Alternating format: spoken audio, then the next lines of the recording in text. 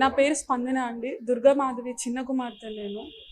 ఈ జరిగిన విషయం ఆస్తి కోసమో డబ్బు కోసమో అనే ఆ ఆలోచన, ఆ అప్రోచ్ ఈ విషయం వైపు అది కరెక్ట్ కాదు. జరిగింది ఒక అవమానం ఒక ఆడ మనిషికి. మా తాతగారు వీలునామా రాసుండొచ్చు. ఆ విషయం మా అమ్మగారికి చెప్పి దానికి ఒక పద్ధతి ఉంటుంది. అలా కాకుండా ఆ విషయాన్ని మా అమ్మ దగ్గర దాచి దానికి కావాల్సిన no objection certificates, family certificates అన్నిటి మీద దొంగ సంతకాలు చేయించుకొని ఆ విషయాల్ని దాచి ఆవిడ దగ్గరే డబ్బులు తీసుకొని ఆవిడనే మళ్ళీ చుట్టాలు అందరి దగ్గర ఈవిడ గురించి దుష్ప్రచారాలు చేసి ఆవిడ్ని మానసికంగా ఒక క్షోభ. అందరూ డొమెస్టిక్ వైలెన్స్ అత్తగారులే పెడతారు అనుకుంటారు, కానీ తల్లి తండ్రి కూడా చేస్తారు. ఎందుకంటే డబ్బు అందరికీ ఇంపార్టెంట్ అండి. ఎవరికి డబ్బు వద్దు అనేది లేదు, అది పేరెంట్స్ అయినా కూడా. కానీ సొసైటీలో పేరెంట్ అనేవాళ్ళు ప్రొటెక్ట్ చేస్తారు. కానీ మా అమ్మగారి విషయంలో చాలా డిఫరెంట్గా జరిగింది. పేరెంట్ అనేవాళ్ళు ప్రొటెక్ట్ చేయలేదు, తనని ప్రే చేశారు. తనని ఒక ఏదో ముక్కలు చిదిమేసినట్టు చిదిమేశారు. మా అమ్మగారు ఒక చాలా లైవ్లీ పర్సన్. ఆవిడ ఎవరి గురించి అయినా, ఆవిడ గురించి మీరు ఎవరినైనా అడగచ్చు. తన ఫ్రెండ్స్, తన సర్కిల్, మాధవి ఎంతో హ్యాపీగా ఉంటుంది. తనుంటే మా అందరికీ ఉత్సాహం వస్తుంది. మా బంధువుల్లో కానీ అందరూ ప్రతి ఒక్కరు అంటారు. అలాంటి మాధవిని ముక్కలు ముక్కలు చేశారు. టాక్సిక్ పీపుల్, టాక్సిక్ రిలేటివ్స్ అనే వాళ్ళు అందరికీ ఉంటారు. ఆ లిమిట్, ఆ లైన్ అనేది ఒక్కొక్క ఫ్యామిలీలో హద్దు దాటుతూ ఉంటుంది. ఆ హద్దు దాటి ఈరోజు మాకు ఈ పరిస్థితి వచ్చింది. ఇంత జరిగి ఇంత బాధ.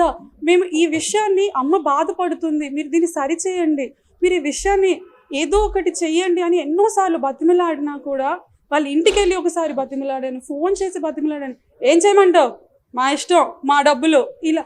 ఇది డబ్బు గురించి కాదు. ఆవిడ్ని మీరు అడిగి మోసం చేశారు. విషయం చెప్పకుండా విషయాలు దాచి, అది కదా మనస్తాపం, అది కదా బాధ. సొంత అమ్మ ఇలాగా తన మంచి కోరకుండా నా వెనకాల ఇలా చేసింది మా అమ్మ అనే బాధ తట్టుకోలేకపోయింది మా అమ్మ.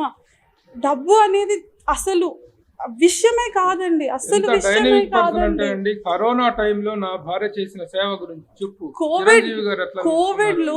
కోవిడ్ టైంలో మా అమ్మగారు రోజు పొద్దున్నే లేచి ఒక 500 ఫుడ్ ప్యాకెట్స్ తన చేతితో తనే వండి 500 ఫుడ్ ప్యాకెట్స్ పట్టుకొని నిమ్స్, మన బసవతారకం హాస్పిటల్స్ దగ్గర రోజు డిస్ట్రిబ్యూట్ చేసేది. పోలీస్ వాళ్ళకి రిఫ్రెషింగ్ డ్రింక్స్ అని అన్నీ ఇచ్చి ఆవిడ ఎప్పుడు అందరికీ హెల్ప్ చేయాలని చూస్తుంది. ఆ శ్రీనగర్ కాలనీ రోడ్లు ఊడ్చుకునే వాళ్ళకి బ్లాంకెట్స్ నుంచి తనకి ఏది తోచితే, తను ఏది కరెక్ట్ అనుకుంటే అలా అందరికీ హెల్ప్ చేసేది.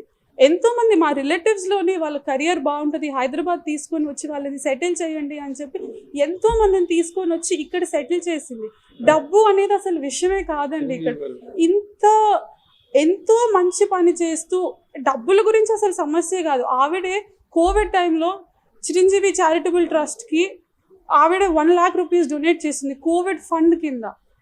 అసలు ఈ విషయం డబ్బు గురించి అనే ఒక ఆలోచన చిరంజీవి గారు చెప్పేదాకా కూడా మాకు ఇది చిరంజీవి గారు మొన్న అనౌన్స్ చేశారు. ఇంటికి వచ్చి చూసి 1 గంట సేపు ఇంట్లో కూర్చొని మాట్లాడి చిరంజీవి గారు తను చేసిన కోవిడ్ టైంలో తను చేసిన సర్వీస్ని చాలా చాలా మెచ్చుకునేవారు. చిరంజీవి గారు కానీ శ్రీకాంత్ గారు కానీ మొత్తం సినిమా ఇండస్ట్రీలో ప్రముఖులందరికీ తెలిసి వాట్ ఏ గ్రేట్ సర్వీస్. అప్పుడే కాదు, కుకట్పల్లి ఫ్లడ్స్ అప్పుడు కానీ, కేరళ ఫ్లడ్స్ అప్పుడు కానీ తన ఫ్రెండ్స్ అందరి దగ్గర కొంత డొనేషన్ చేసి, తను డొనేట్ చేసి ఎంతో సర్వీస్ చేసింది.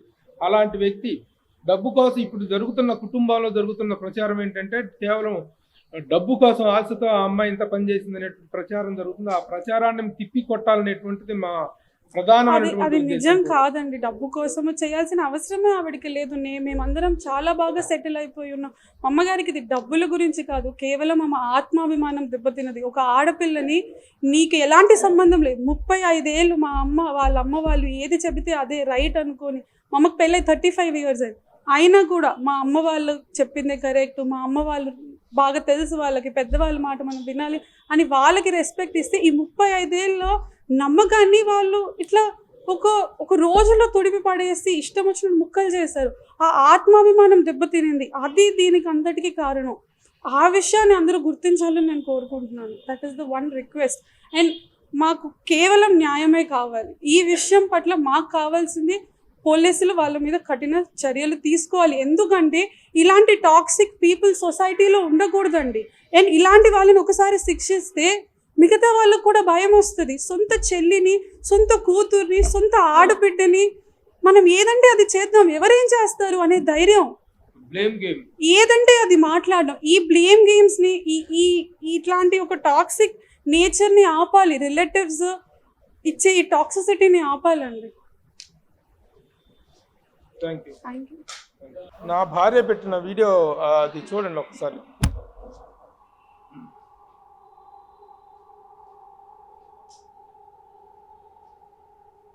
ఆడియో ఎవిడెన్స్గా ఇలా అయిపోయింది.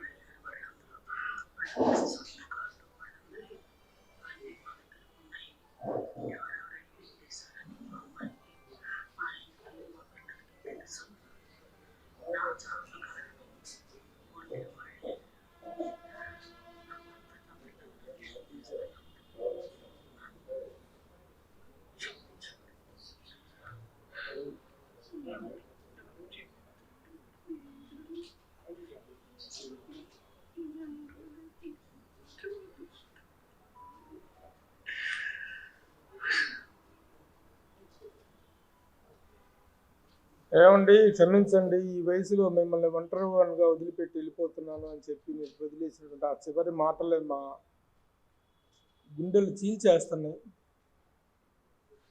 మా లైఫ్ అన్ని విధాలుగా చక్కగా సెటిల్ అయినటువంటి సందర్భం, ఎలాంటి చీకు చింత లేదు. నాకు 2 కూతుర్లు, 2కి పెళ్ళిళ్ళు అయినాయి, బంగారు లాంటి అల్లుళ్ళు.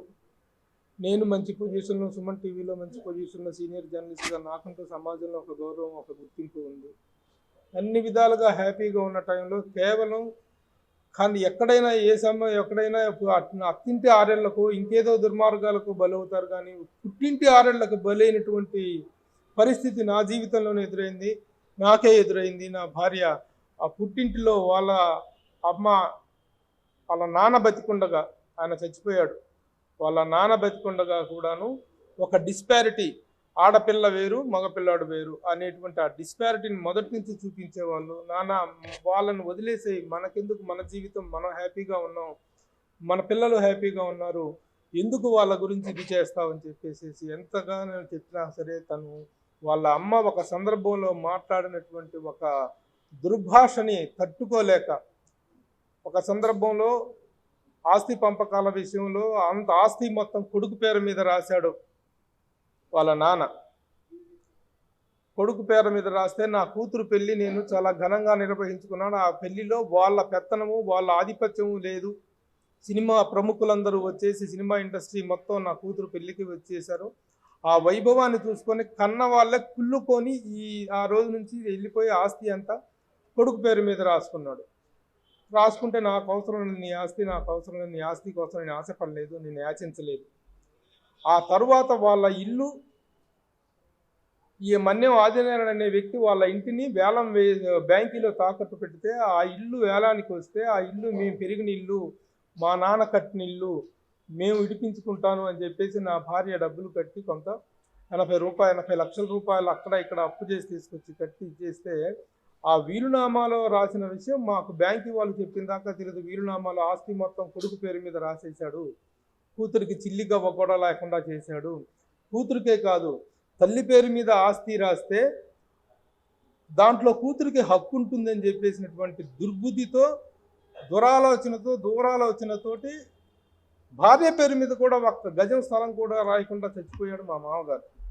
మాకు అవసరం లేదు, ఆస్తితో మాకు అవసరం లేదు.